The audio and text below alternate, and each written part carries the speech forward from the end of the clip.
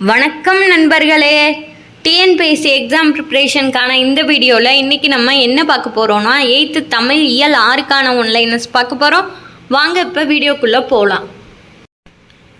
8ஆம் வகுப்பு தமிழ் இயல் 6 ஒரு வரி வினாவிடை குறிப்புகள். பெருநீரால் வாரி சிறக்க இருநிலத்து இட்ட வித்து எஞ்சாமை நாறுக என்று துவங்கும் பாடலை இயற்றியவர் யார்? அறியப்படவில்லை. பெருநீரால் வாரி சிறக்க இருநிலத்து இட்ட வித்து எஞ்சாமை நாறுக என்று துவங்கும் தகடூர் யாத்திரை பாடல் எந்த மன்னரின் நாட்டில் வளம் பெருக வேண்டி வாழ்த்தி பாடப்பட்டது ஆகும்? சேர மன்னர். தகடூர் யாத்திரை என்ற நூலின் ஆசிரியர் யார்? அறியப்படவில்லை. தகடூர் தற்போது எவ்வாறு அழைக்கப்படுகிறது?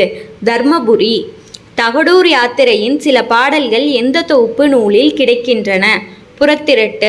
அக்களத்து என்ற சொல்லை பிரித்து எழுத கிடைப்பது ஆ கூட்டல் களத்து. கதிர் கூட்டல் ஈன என்பதனை சேர்த்தெழுத கிடைக்கும் சொல் கதிரீன. மழை பெய்யாமல் ஊரில் பஞ்சம் ஏற்படும் காலங்களில் சிற்றூர் மக்கள் கடைப்பிடிப்பது மலைச்சோற்று நோன்பு. மலைச்சோற்று நோன்பின் போது ஊர் பொது இடத்தில் வைத்து மக்கள் அனைவரும் பகிர்ந்து உண்பது உப்பில்லா சோற்றை. மூவேந்தர்கள் பற்றிய செய்திகள் இடம்பெறும் நூல்கள்: வால்மீகி ராமாயணம், மகாபாரதம், அர்த்த சாஸ்திரம். யாருடைய கல்வெட்டில் மூவேந்தர்கள் பற்றிய செய்தி காணப்படுகிறது? அசோகருடைய கல்வெட்டில். முடியுடை மூவேந்தர்களில் பழமையானவர்கள் யார்? சேரர். போந்தை வேம்பே ஆரென வரூஉம் மாபெரும் தானையர் மலைந்த பூவும் என சேரரை முன்வைக்கும் இலக்கண நூல் எது? தொல்காப்பியம். போந்தை என்பது பனைமரம், பனம்பூ. பனம்பூவை அணிபவர்கள் சேரர். ஆர் எனப்படுவது அத்தி.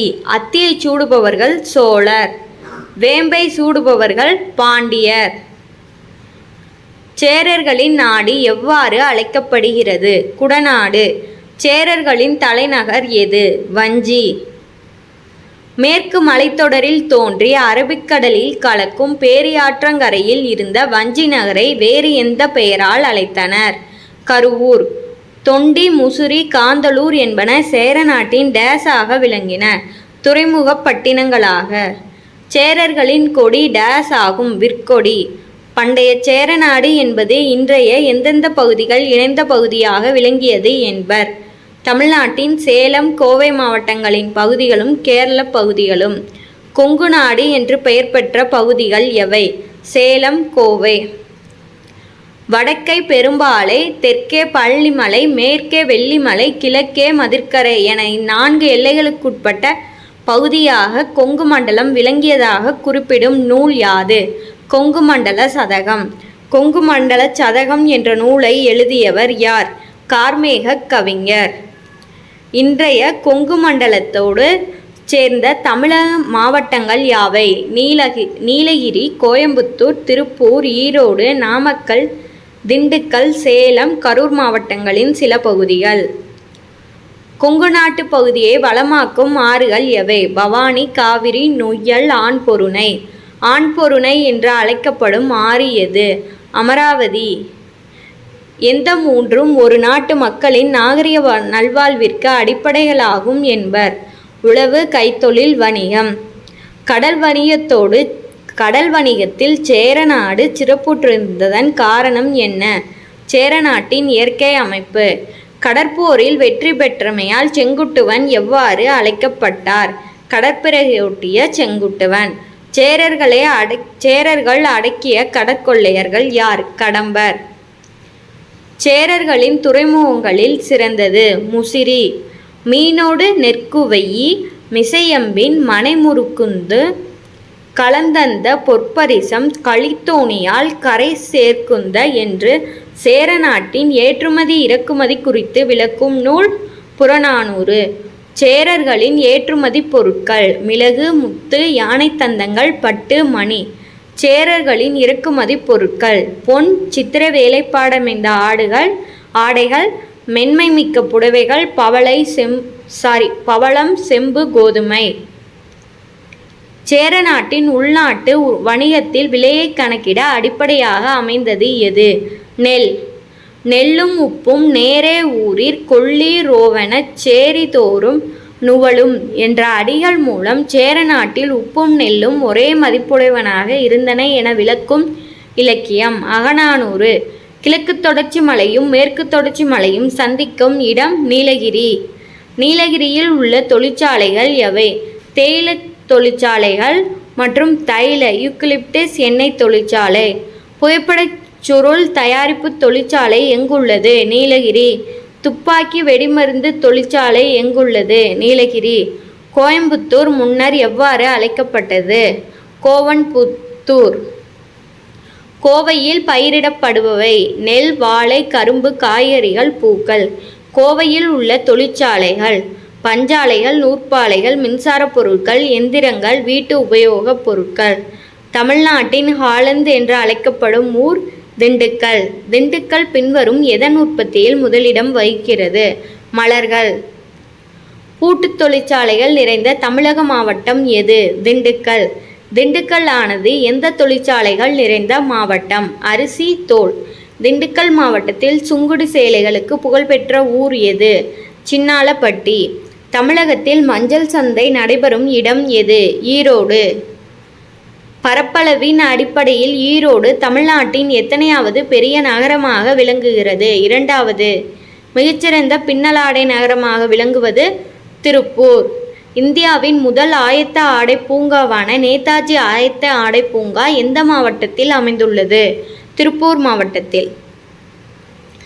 தேசிய அளவில் புகழ்பெற்ற காங்கேயம் காளைகள் எம்மாவட்டத்திற்கு பெருமை சேர்க்கின்றன? திருப்பூர் மாவட்டத்திற்கு. முட்டைக்கோழி வளர்ப்பிலும் முட்டை உற்பத்தியிலும் தென்னிந்தியாவிலேயே முதன்மையான இடமாக விளங்குவது எது? நாமக்கல். நாமக்கல் மாவட்டத்தில் உள்ள மலைகள் பச்சைமலை, கொல்லிமலை, சேர்வராயன் மலையின் ஒரு பகுதி. சிற்றுந்து, சரக்குந்து ஆகியவை அதிக அளவில் இயங்கும் மாவட்டமாக விளங்குவது எது? நாமக்கல். தமிழ்நாட்டில் கைத்தறி நெசவு அதிகமாக உள்ள மாவட்டம் எது? சேலம். இந்தியாவிலேயே ஜவ்வரிசி அதிக அளவு உற்பத்தி செய்யப்படும் மாவட்டம் எது? சேலம். ஏழைகளின் ஊட்டி என்று அழைக்கப்படும் ஊர்? ஏற்காடு. ஏற்காடு எம்மாவட்டத்தில் அமைந்துள்ளது? சேலம். வஞ்சி மாநகரம் எனப்படும் கொங்கு நாட்டின் ஒரு பகுதி? கரூர். கரூரை தமிழகத்தின் முதன்மையான உள்நாட்டு வணிக மையமாக குறிப்பிடும் அயல்நாட்டு பயணி யார்? கிரேக்க அறிஞர் தாலமி. முத்து நகரம் தூத்துக்குடி. குட்டி ஜப்பான் சிவகாசி. தூங்கா நகரம் மதுரை. தீபநகரம் திருவண்ணாமலை. வன்புகழ் மூவர் தன்பொழில் வரைப்பு என்று குறிப்பிடும் நூல் தொல்காப்பியம். சேரர்களின் தலைநகரம் வஞ்சி. பழங்காலத்தில் விலையை கணக்கிட அடிப்படையாக அமைந்தது நெல். வீட்டு உபயோகப் பொருட்கள் தயாரிக்கும் தொழிற்சாலைகள் நிறைந்த மாவட்டம் கோயம்புத்தூர். மாங்கனி நகரம் என்று அழைக்கப்படும் நகரம் சேலம். செங்குடி சேலைகளுக்கு புகழ்பெற்ற ஊர் திண்டுக்கல். காலம் உடன் வரும் என்னும் சிறுகதையை இயற்றியவர் யார்? ஸ்ரீரங்கராயன் சிவகுமார். ஸ்ரீரங்கராயன் பெற்ற விருது இலக்கிய சிந்தனை விருது.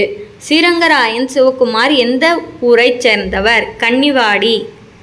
ஸ்ரீரங்கராயன் சிவகுமார் இயற்றிய நூல்கள் கன்னிவாடி, குணச்சித்திரங்கள், உப்புக்கடலை குடிக்கும் பூனைகள். நிலைமொழி ஈரும் வருமொழி முதலும் இணைவதை டேஸ் என்பர்? புணர்ச்சி என்பர். நிலைமொழியின் இறுதி எழுத்து உயிரெழுத்தாக இருந்தால் அஃது டேஸ் எனப்படும்? உயிரிற்று புணர்ச்சி. நிலைமொழியின் இறுதி எழுத்து மெய்யெழுத்தாக இருந்தால் அஃது டேஸ் எனப்படும்? மெய்யீற்று புணர்ச்சி. வருமொழியின் முதல் எழுத்து உயிரெழுத்தாக இருந்தால் அஃது டேஸ் எனப்படும்? உயிர் முதல் புணர்ச்சி. வருமொழியின் முதல் எழுத்து மெய்யெழுத்தாக இருந்தால் அஃது டேஸ் எனப்படும்? மெய் முதல் புணர்ச்சி. நிலைமொழியும் வருமொழியும் எவ்வித மாற்றமும் இன்றி இணைவது இயல்பு புணர்ச்சி. இரண்டு சொற்கள் இணையும் போது நிலைமொழியிலோ வருமொழியிலோ அல்லது இரண்டிலுமோ மாற்றங்கள் நிகழுமாயின் அது டேஸ் எனப்படும்? விகார புணர்ச்சி. விகார புணர்ச்சி எத்தனை வகைப்படும்? 3 வகைப்படும். நிலைமொழியும் வருமொழியும் இணையும் போது புதிதாக ஒரு எழுத்து தோன்றுவது டேஸ் ஆகும்? தோன்றல் விகாரம். நிலைமொழியும் வருமொழியும் இணையும் போது ஓர் எழுத்து வேறெழுத்தாக மாறுவது டேஸ் ஆகும்? திரிதல் விகாரம். இலைமொழியும் வருமொழியும் இணையும் போது ஓர் எழுத்து மறைவது கெடுதல் விகாரம். பாலாடை இச்சொல்லுக்குரிய புணர்ச்சி இயல்பு புணர்ச்சி. இந்த வீடியோ இதோட முடிஞ்சிருச்சு. உங்களுக்கு இந்த வீடியோ யூஸ்ஃபுல்லாக இருந்துச்சுன்னா வீடியோக்கு ஒரு லைக் போடுங்க. நம்மளோட சேனலை சப்ஸ்கிரைப் பண்ணிக்கோங்க. உங்களோட ஃப்ரெண்ட்ஸ்க்கும் ஷேர் பண்ணுங்கள். பெல் ஐக்கானை ஆன் பண்ணி வச்சுக்கோங்க. அப்போ தான் நான் உங்களுக்கு ஒவ்வொரு வீடியோவோ போட நோட்டிஃபிகேஷன் வரும். நீங்கள் ஈஸியாக பார்த்துக்கலாம். ஓகேங்களா? Okay, thank you to all.